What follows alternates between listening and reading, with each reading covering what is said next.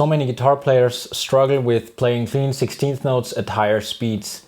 The exact tempo varies from player to player, but most of the time it's somewhere between 100 and 160 BPM. But it doesn't matter where you are specifically, because the method I'm about to show you works for everyone. So in this video I'll break down this method and show you how to apply it to your own licks and riffs, and give you a couple of extra tips you can start using right away. I'll use this E harmonic minor lick to demonstrate all the exercises.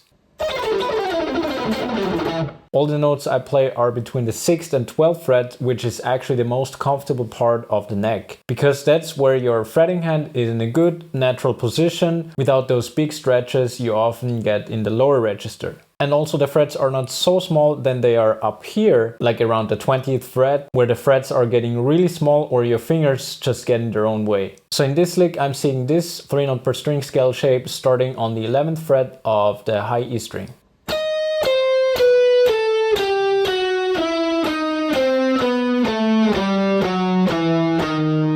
Make sure to check this out first, so you don't have to think about it anymore. It should become automatic. Especially when you work on speed, you should be thinking about right or wrong notes anymore. Now the lick is basically the scale, but with some repeating notes in there.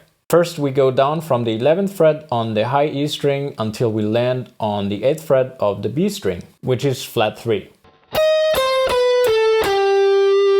Then we jump back again to the 7th fret of the high E string, which is the 5th.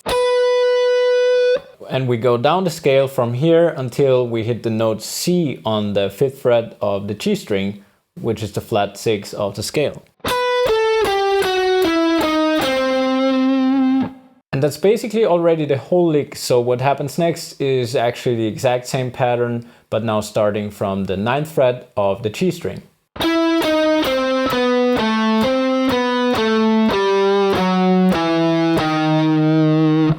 So we basically repeat those 3 notes again, going down the scale until we reach the A on the 7th fret of the D string. Then jump back to the 5th fret on the G string and continue all the way down the scale until we land on the leading tone D sharp. And then we resolve it back to the root note on the 7th fret of the A string. And that's the whole lick.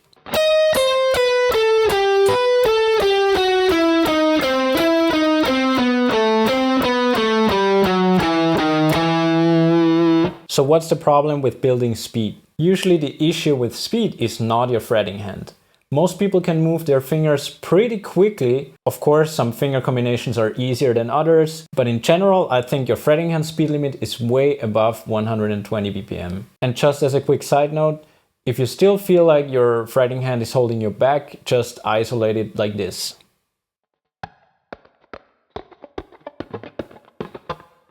You won't hear much if you don't pick, and it might sound a little weird without picking, but it shouldn't be a legato or tapping exercise. Just focus on pressing down the frets exactly like you would when you were playing every note. Now what about the picking hand? Well, the same thing. It's usually not the problem for playing faster. Most guitarists can instantly play 16th notes, sometimes even up to 200 BPM on one single note if I ask them to. So if it's not the fretting hand and not the picking hand, what's the problem? Well, the real problem is almost always 2 things. First, synchronization between both hands, and second is string crossing with the picking hand. We won't go much into details on those 2 topics specifically, because this would make this video 2 hours long or even longer.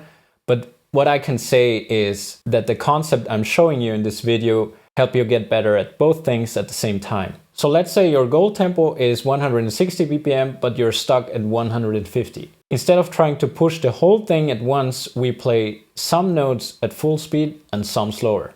For example, you can play every second note at speed and others more slower. In that case, I'm switching between dotted 8th notes and 16th notes. This way you get the feeling and mechanics of playing at full tempo without putting too much pressure on your picking hand or getting sloppy halfway through. Now I'll show you a few variations of this concept to make this even more effective. If you want a 7-minute workout to play along with, just go to my Patreon page. The link is in the description. This method gives you a much better control over synchronizing your hands. It's like doing a lot of very short bursts in a row with very little rests in between. And instead of just isolating one little fragment of the lick, you play through the whole thing right away.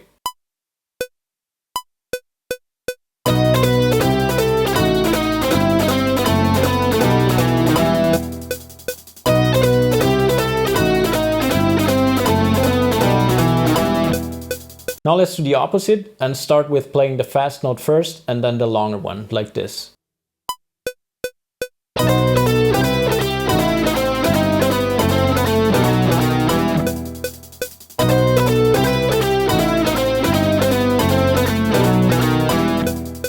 Okay, so now we want to add a few more notes to the fast ones because we want to play the whole thing at full speed at some point. So now we play 2 fast notes in a row and stop on every third note. Important here is to keep the picking directions consistent. It's important not to switch to a gallop picking pattern or anything like that. Just keep alternating down and up all the time.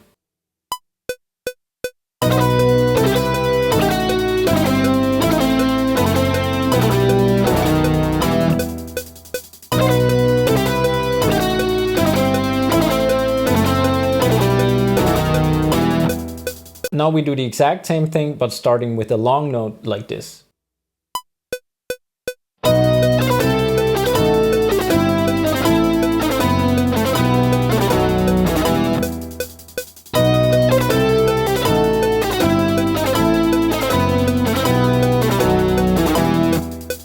If you feel like your left hand needs some sort of variation, just move the lick through all positions across the neck.